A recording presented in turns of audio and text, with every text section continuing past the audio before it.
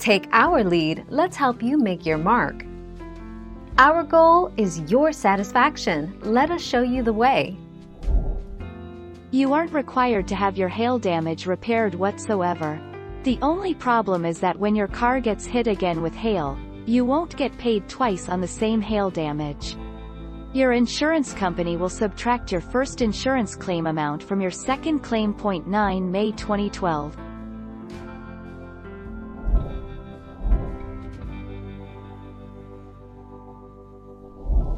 Make your mark, take our lead. Your insurer fulfilled their responsibility to you by paying out the claim, and, as long as your policy and your state's laws allow it, you can keep the money for other uses. If the damage to your car was just cosmetic and you'd rather spend the money for repairs on something else, you might choose to do this.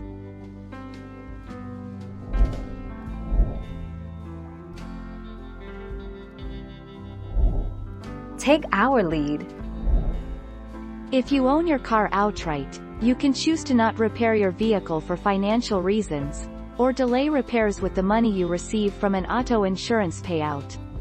Simply put, you do not have to use any of the compensation you receive from an auto insurance company on repairs. 10 August 2020.